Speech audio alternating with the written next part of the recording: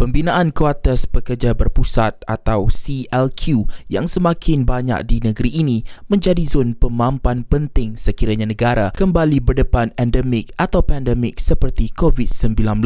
Datuk Menteri Besar Datuk Seri Amiruddin Syari berkata, inisiatif mewujudkan kawasan berpusat itu membentuk ekosistem baharu yang dapat meningkatkan daya tahan negeri sekaligus memberi impak positif kepada pertumbuhan ekonomi. Tambahnya, pentadbiran negeri perlu mengambil iktibar daripada penularan virus COVID-19 memandangkan bencana kesihatan seumpama itu pernah berlaku berulang kali pada masa lalu dan memberi kesan kepada pelbagai sektor. Ini merupakan satu ekosistem baru di mana ia akan berjaya atau mampu untuk meningkatkan daya tahan kepada negeri dan negara kalau kita berdepan dengan situasi yang sama. Kerana apa? Kerana lesson learn yang paling besar apabila kita hadapi yang lepas, sebahagian daripada community center itu sewajarnya boleh bertukar menjadi tempat kuarantin. Dan tempat kuarantin yang selamat dengan mempunyai ventilasi, dengan mempunyai kemudahan dan mempunyai space dan ruang yang mencukupi kepada penduduk-penduduk dan juga kepada pekerja-pekerja.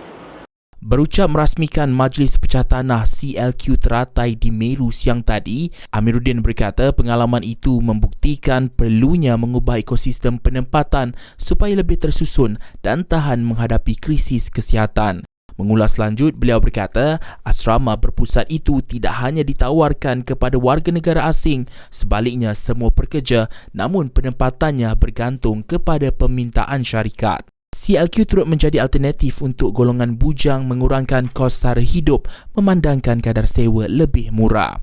Sudah pasti antara stigma pertama yang akan timbul apabila kita buat CLQ ataupun asrama pekerja, ini sudah pasti akan dituduh menjadi tempat untuk pekerja asing.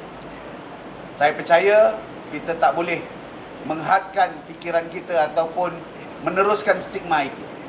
Kerana negeri ini bukan hanya didatangi ataupun bersama-samanya pendatang asing ataupun mereka yang dianggap sebagai immigrant workers.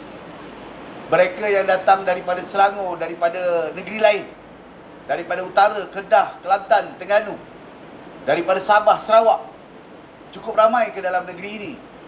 Dan sewajarnya dengan penempatan CLQ ini bukan saja meningkatkan resiliensi kita berdepan dengan cabaran pandemik dan cabaran-cabaran masa depan, tetapi juga menyediakan kemudahan yang affordable ataupun tempat tinggal yang affordable, yang selesa dengan kemudahan-kemudahan yang secukupnya.